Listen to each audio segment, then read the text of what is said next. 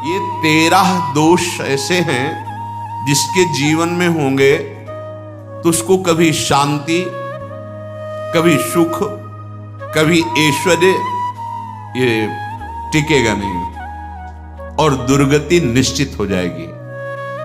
बहुत ध्यान से सुने। एक श्लोक में 6 दोष और दूसरे श्लोक में 7 दोष। उपासक को कभी इन दोषों को अपने अंदर टिकने नहीं देना चाहिए। और जो संसार के मार्ग में चल रहे हैं, अगर इन दोषों में चलेंगे तो वो जो आपके पुण्य कर्मों से ऐश्वर्य है भी वो नष्ट हो जाएगा। आप दुख, चिंता, शोक से ग्रसित होकर बड़ा दुख में जीवन व्यतीत करेंगे और आपकी गति बिगड़ जाएगी, दुर्गति हो जाएगी। विकत्थनः स्पृहायुर्मनस्वी बिभ्रत कोपम चपलो अरक्षणश्च एतान् पापाः षण्णराः पाप धर्मान् प्रकुर्वते नोऽत्र सन्तः सुदुर्गे संभोग संविद विषमोति मानी दत्तानुतापी कृपणो बलीयान वर्ग प्रशंसी वनितास्तु देष्टा एते परे सप्तनशंस वर्गाः। जो अपने मुख से अपनी बड़ाई प्रशंसा करता है,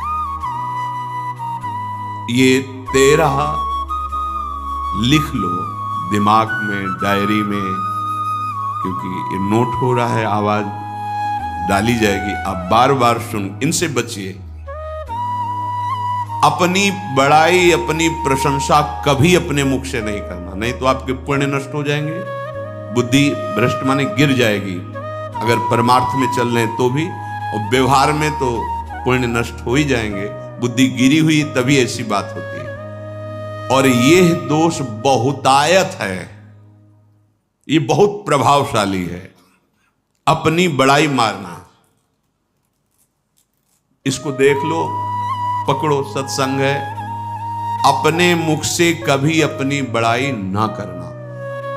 अगर कोई अपने मुख से अपनी बड़ाई करता है तो उसके सुकृत नष्ट हो जाते हैं, बुद्धि भ्रष्ट माने गिर जाती, पतित हो जाती है, फिर निर्णय ठीक नहीं। अगर हमारा सारथी, हमारा ड्राइवर मूढ़ हो तो कहीं भी हमको गिरा देगा, तो वो बुद्धि भ्रष्ट मतलब गिर जाती है, निर्णय करने लायक नहीं रहती। अपनी प्रशंसा अपने मुख से करना। दूसरा, लोलुपता, ये वृत्ति नहीं होनी चाहिए।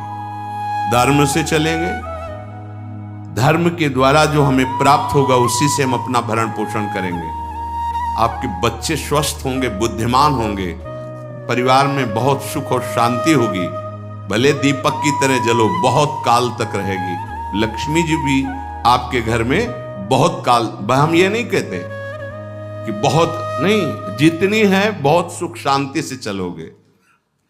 अगर लोलुपता करोगे, हिंसा, छल कपट, व्यभिचार, चोरी, ऐसे धन आ जाए, वो आएगा, लेकिन वो हाइलोजन की तरह आएगा, एकदम प्रकाश और फ्यूज, बिल्कुल अंधकार करके जाएगा। देख लेना, तुम्हारे जो सुख के हेतु हैं, तुम्हारा शरीर, तुम्हारे बच्चे, तुम्हारी पत्नी, तुम्हारा परिवार, उसको देख के तुम रात दिन जलोगे बिना आग के। ऐसे उनके आचरण होंगे, ऐसे उनके अंग होंगे, ऐसे उनके दिमाग होंगे, ऐसा उनका व्यवहार होगा। ये लोलुपता अगर उपासक में या किसी में है तो उसको नष्ट कर देती है। सावधान। तीसरा, यदि आपका अपमान होता है तो आपको उसे सहन करना होगा, उससे आपके पाप नष्ट हो जाएंगे। जो तनिक सा भी अपमान होने पर बहुत क्रोध करके दूसरे का अपकार करने लगता है, ये आपका पतन करा देगा, ये आपको फंसा देगा, हृदय जलेगा, अर्थव्यवस्था नष्ट होगी, पूरा परिवार दुखी होगा। जरा सा अपमान की संभावना में आप किसी से भी भिड़ गए, किसी से भी, वो ये प्रवृत्ति आपका पतन कर देगी। उपासक में तो अपमान सहना अमृत है, नीचापमानम सुधा, पर व्यवहार में भी ज्यादा उत्तेजित मत होइएगा। ये तो कुछ मिनट की बात है। अगर आपने उसे मारा पीटा, रिपोर्ट हुई कानून की, ओ फंसते चले जाओगे, अर्थ जाएगा, समय जाएगा, चिंतन जाएगा, बहुत तरह से हानि हो जाएगी। अगर आप सह गए तो आपका सहना उसके लिए आग बन जाएगा। उमा क्षमा साप होते भारी। तुम्हें दंड देने की जरूरत नहीं, उसका एक कर्म ही उसे दंड दे देगा। आप शांत हो जाइए, आप सत्संगी हैं, आप शांत रहिए। चौथा, निरंतर क्रोध और उसका चिंतन। बैठे बैठे बस द्वेषियों का चिंतन ही हो रहा है, अंदर क्रोध का चिंतन और द्वेषियों का चिंतन ही हो रहा है। द्वेष भरी बातें, द्वेष भरे क्रियाएं, उन्हीं का चिंतन करके जलते रहना क्रोध से। उपासक को तो क्रोध करना ही नहीं चाहिए, बहुत शांत। ठीक है, अभ्यास में कभी क्रोध हो सकता है, उसको फिर समन करो, अंदर से प्रायश्चित जैसा कि अब गलती हुई, आगे नहीं करेंगे। और व्यवहार में भी क्रोध को आप पीना सीखें। अगर बार बार आपका क्रोध प्रकट होता ही रहेगा, आपका स्वभाव बिगड़ जाएगा, आपके पुण्य नष्ट हो जाएंगे और आपका जीवन नष्ट हो जाएगा। देने वाला उतना दे देगा आपको, आनंदित रहो। पैसा खर्चा, सब पूरे जीवन का विध्वंस मचा दिया क्रोध ने। कहीं भी आप देखो, किसी से क्रोध करके देखो, फिर देखो तुम्हारा भजन चल रहा है, तुम्हारी वो आनंद वृत्ति है नहीं, जलोगे और वो जलन और गुस्सा दिलाएगी और वो बैठे बैठे जलो नहीं। ये क्रोध जो है, ये चाहे व्यवहार में हो चाहे परमार्थ में, दोनों की हानि करने वाला है। और आश्रित जनों की रक्षा ना करना। अगर कोई भाग कर आपके पास आ गया है, कोई पशु पक्षी या कोई मनुष्य, आपको चाहिए कि अब चाहे हमारे पहले प्राण जाएं, उसकी रक्षा करेंगे। सीवी जैसे तो कोई बिरले ही होते हैं, पर इतना जरूर ध्यान दें, जैसे कोई पशु पक्षी किसी भय से आपकी सीमा के अंतर्गत आ गया है, अब उसकी रक्षा करनी है आपको। अगर आप स्वयं मार देते हैं या मरवा देते हैं, या आपके सुकृत नष्ट कर देगा, या आपकी दुर्गति का कारण बन जाएगा। और जो पाप कर्म उत्साहित होकर करते हैं, उपासक को तो बहुत सावधान रहना चाहिए, पर व्यवहार में भी जो नहीं करना चाहिए, अगर वो पाप कर्म आपके द्वारा मन में प्रेरित हो रहे हैं, संकल्प बन रहा है, क्रियाएं हो रही है, दुर्गति पक्की, पुण्य नष्ट हो जाएंगे, दुख अशांति बढ़ती चली जाएगी, कभी शांति नहीं प्राप्त कर पाएंगे। ऐसा नहीं कि जो मन में आवे सो करे। पापाचरण निडर और उत्साहित होकर करना, अगर ऐसे लक्षण है, निश्चित दुर्गति होती है। ये 6, अपनी बहुत बड़ाई करने वाला अपने मुख से, लोलुपता, तनिक से अपमान में सहन ना करने वाला, निरंतर क्रोधी और आश्रित जनों की रक्षा न करने वाला, और निडर हर्षित होकर पाप कर्म करने वाला। दूसरे श्लोक में 7 है, 6 ये 7। 1, संभोग का ही चिंतन करना, संभोग में ही मन लगाना, संभोग दूसरी स्त्रियों के साथ करने की भावना रखना।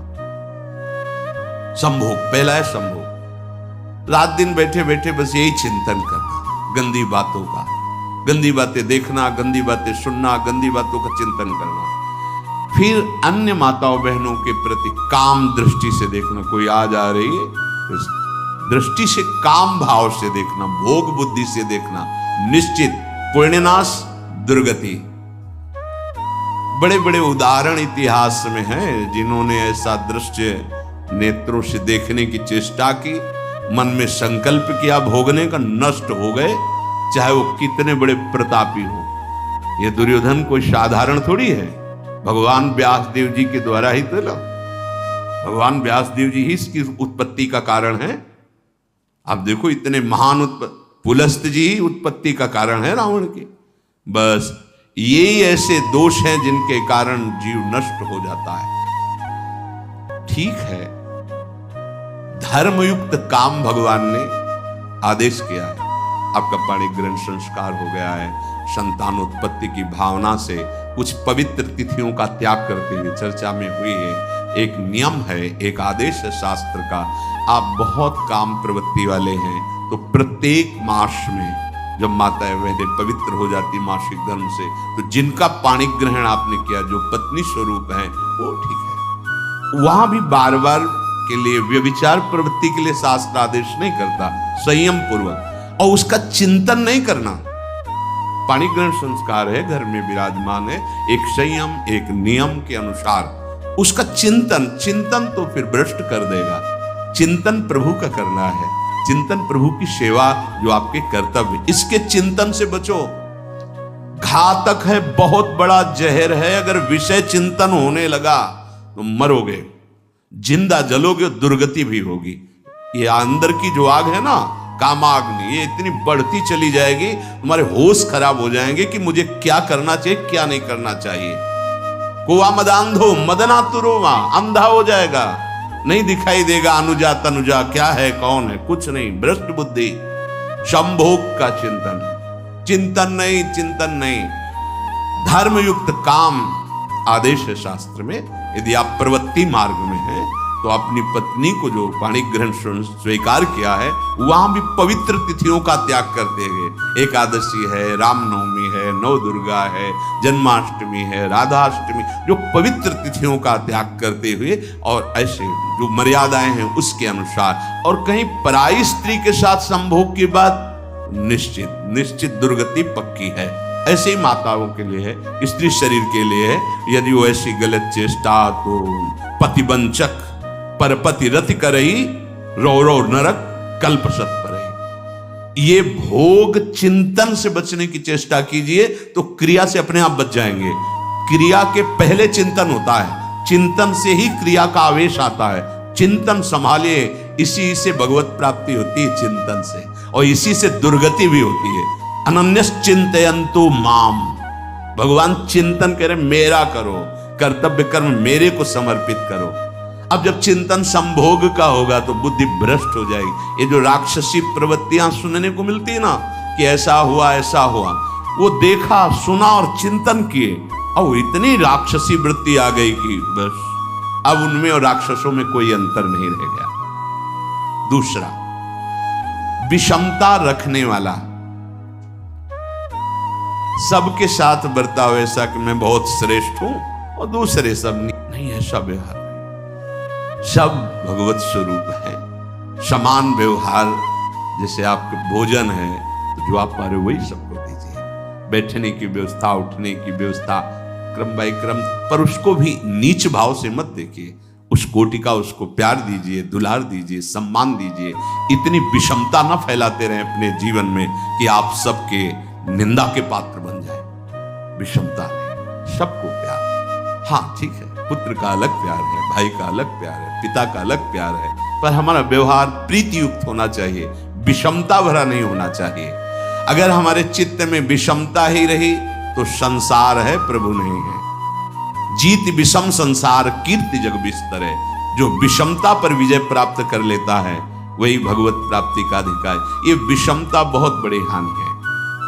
तीसरी बात, अत्यंत मानी होना।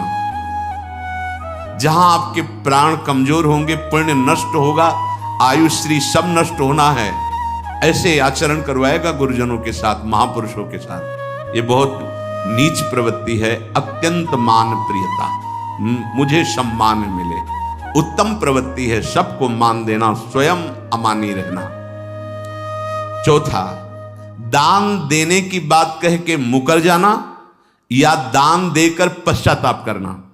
दे दिया है, बहुत जल रहे हो, दूसरे से वार्ता कर रहे हो कि पता नहीं क्या बुद्धि में हो गया, हमने उसको इतना कहा था, उतना दे दिया, क्यों दे दिया, ऐसा मतलब अंदर चिंतन करना, क्यों दे दिया तो दिया। इसके बाद जो आपका जलन हो रही, पश्चाताप, सुकृत नष्ट हो रहे हैं।